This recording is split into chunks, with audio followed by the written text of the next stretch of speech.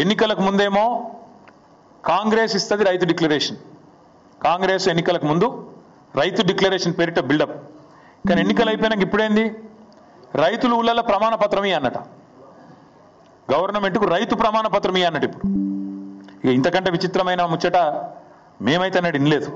మాకు ఇంకా ఆశ్చర్యం ఎక్కడ అనిపిస్తుందంటే, ఇదే ప్రభుత్వం కాంగ్రెస్ ప్రభుత్వం రాగానే వచ్చిన మొదటి 10-15 రోజులలోనే ఈ డ్రామా షురూ చేసిండ్రు.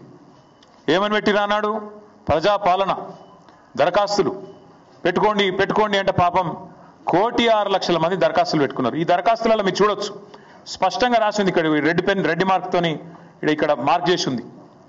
ఈ దరఖాస్తులు దేనికి తీసుకున్నారు అన్నాడు, దేనికంటే మహాలక్ష్మి, రైతు భరోసా, గృహజ్యోతి, ఇందిరమ్మ ఇండ్లు, చేయూత పథకంల కొరకు. ఈ ప్రజాపాలన దరఖాస్తులు 1,06,00,000 దరఖాస్తులు రాష్ట్ర ప్రభుత్వం స్వీకరించింది. ప్రజాపాలన అయిపోయినాక చెప్పింది, మేము స్వీకరించినాం దరఖాస్తులు, మాకు దరఖాస్తులు అందినాయి ముట్టినాయి అని చెప్పిండ్రు. ఇది ప్రజాపాలనలో ఈ కాంగ్రెస్ ప్రభుత్వమే ఆనాడు రైతు భరోసా కోసం కూడా రాష్ట్రంలోని రైతులందరి దగ్గర సమాచారం సేకరించింది, తీసుకున్నది. ఇలా ప్రభుత్వం దగ్గర ఉండాలి. అది కాకుండా విచిత్రం ఏంటంటే ఇప్పుడు మళ్ళొక్కసారి కొత్త డ్రామా.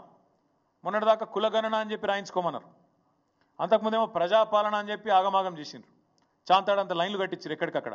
ఇప్పుడు మళ్ళా కొత్తగా రైతులు ఊళ్ళల్లో ప్రమాణపత్రం ఇవ్వాలి, ఇస్తేనే మేము మీకు పైసలు ఇస్తాం.